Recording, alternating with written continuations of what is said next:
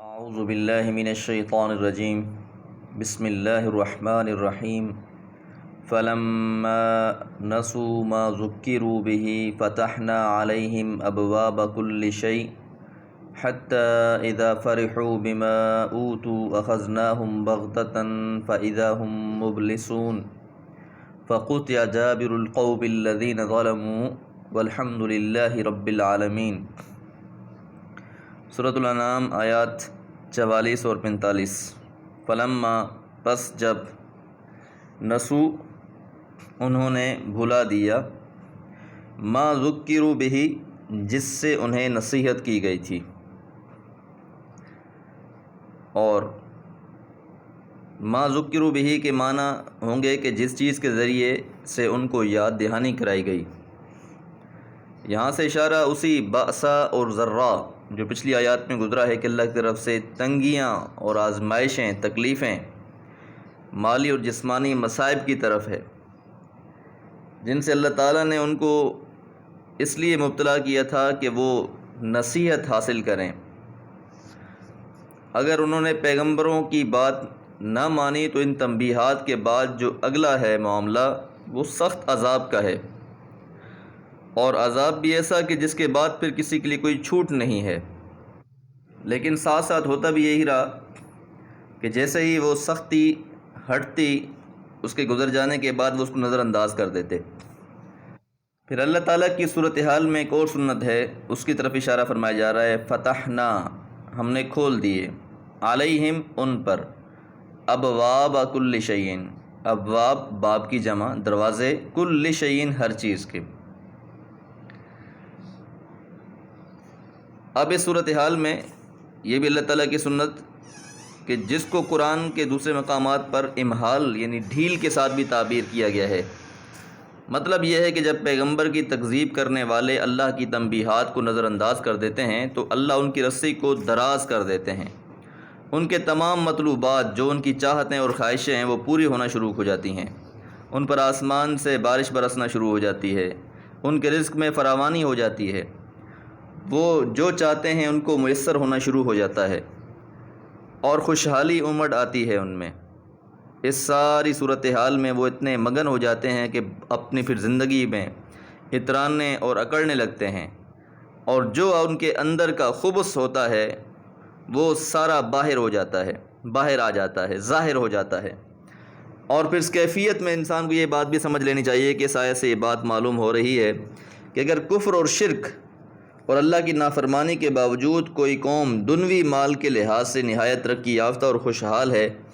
تو یہ نہیں سمجھنا چاہیے کہ اللہ تعالیٰ اس پر خوش ہے، نہیں، بلکہ یہ استدراج ہے، اللہ تعالیٰ کی طرف سے ان کو مہلت مل رہی ہے۔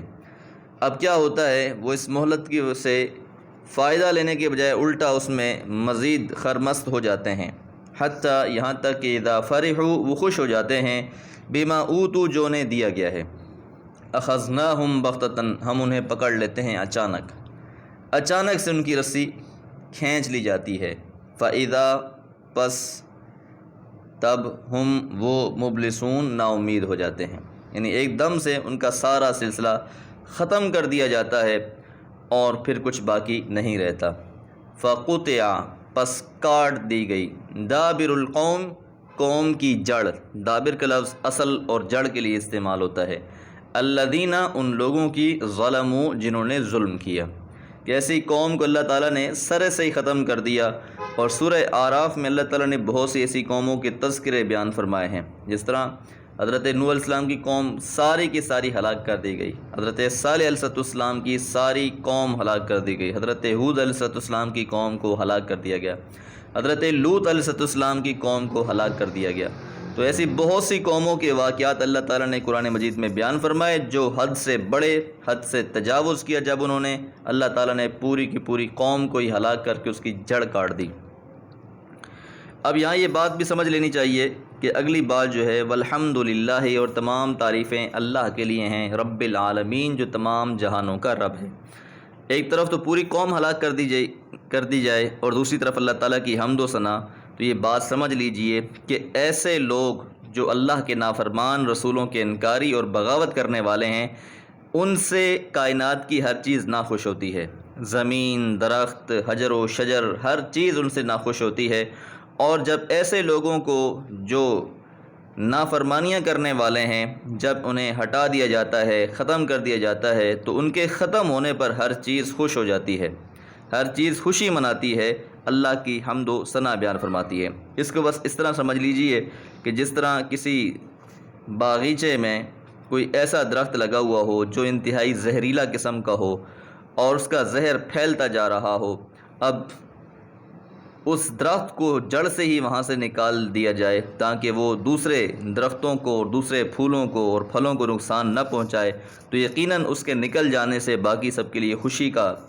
اور اطمینان کا پہلو پایا جاتا ہے۔ اسی طریقے سے جب ایسی قوموں کو ختم کر دیا جاتا ہے تو پھر اللہ تعالیٰ کے لیے حمد و ثنا ہے۔ اور اس کے مقابلے میں اگر کوئی انسان نیک اور صالح ہے، وہ فوت ہوتا ہے، تو اس کا معاملہ اس کے برعکس ہوتا ہے۔ اللہ تعالیٰ سے دعا ہے اللہ تعالیٰ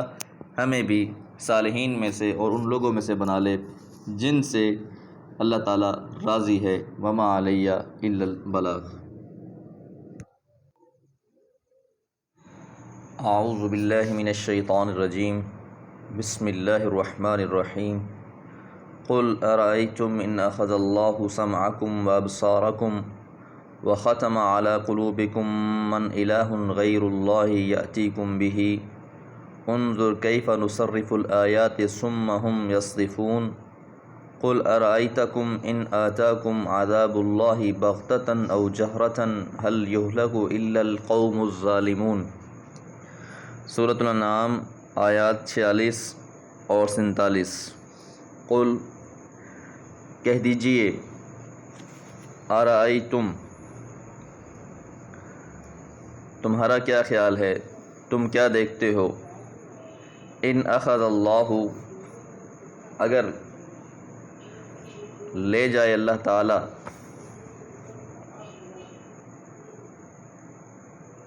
سمعکم تمہاری سماعت،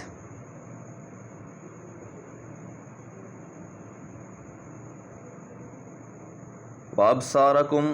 اور تمہاری بصارت، قوت گویائی اللہ تعالیٰ سلب کر لے یا دیکھنے کی قوت تم سے چھین لے، وختم علی قلوبکم اور مہر لگا دے علی قلوبکم تمہارے دلوں پر، کہ اگر اللہ تعالیٰ چاہے تو یہ تینوں کام کر دے۔ من الہ کون معبود ہے، غیر اللہ اللہ کے سوا، یأتیکم بہ جو لا کر دے تمہیں یہ۔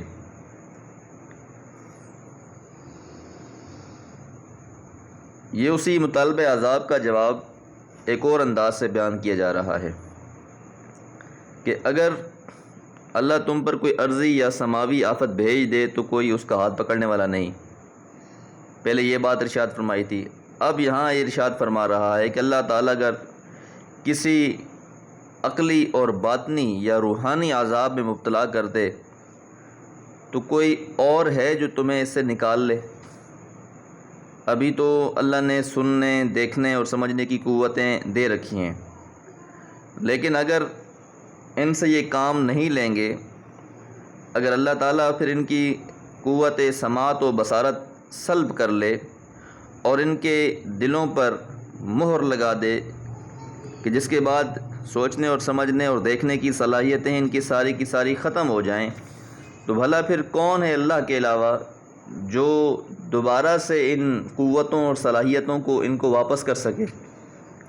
تو یقیناً کوئی بھی نہیں ہے۔ یہ سارے کے سارے اختیارات اللہ تعالیٰ کے ہیں۔ اس دنیا میں ہم کئی لوگوں کو دیکھتے ہیں جن سے چیزیں چھین لی جاتی ہیں، تو اس لیے یہ اللہ تعالیٰ کی بہت بڑی نعمتیں ہیں اور ان کو صحیح طریقے سے استعمال کرنا چاہیے، حق بات کو پہچاننے کے لیے اور پھر اسے تسلیم کر لینا چاہیے۔ انظر دیکھو، کیف نصرف الآیاتی کس طرح ہم پھیر پھیر کر نشانیاں پیش کر رہے ہیں، ثم پھر ہم وہ یصدفون اعراض کر رہے ہیں۔ کہ ایک بات سمجھانے کے لیے اللہ تعالیٰ مختلف انداز سے دلائل پیش کرتے ہیں قرآن مجید کے اندر انسانوں کو سمجھانے کے لیے، لیکن اس کے باوجود بھی جو انسانوں کی روش ہوتی ہے وہ یہی ہوتی ہے کہ انسان اس سے اعراض کرتے ہیں۔ تو یہاں لفظ صدف یصدف استعمال ہوا ہے، یصدفون، اس کے معنی ہے کسی چیز سے اعراض کرنا، انحراف کرنا، اور اس سے رکے رہنے کے ہیں۔ قل ارائیتکم، کہہ دیجئے کیا تم نے دیکھا، تو کیا تم دیکھتے ہو، ان آتاکم عذاب اللہ، اگر آ جائے اللہ تعالیٰ کا عذاب، بغتتاً، اچانک سے۔ اور یہ لفظ بغتہ کے معنی کسی چیز کے اچانک، دفعتاً، بغیر کسی نوٹس کے، بالکل بے خبری میں آ جانے کے ہوتے ہیں۔ اور جہرتاً اس کے مقابلے میں دوسرا لفظ جو استعمال ہوا ہے وہ کھلم کھلا، دن دہاڑے سامنے کوئی چیز کا ظاہر ہو جانا ہے۔ تو اب اللہ تعالیٰ اچانک سے پکڑ لے عذاب میں، او جہرتاً، یا کھلم کھلا، یہ دونوں صورتیں ہیں۔ تو مطلب یہ ہے کہ نشانی عذاب کا مطالبہ تو یہ کر رہے ہیں، ان سے پوچھو کہ اگر اللہ کا عذاب چھپکے سے یا کھلم کھلا دن دہاڑے آئے، اول تو اس کو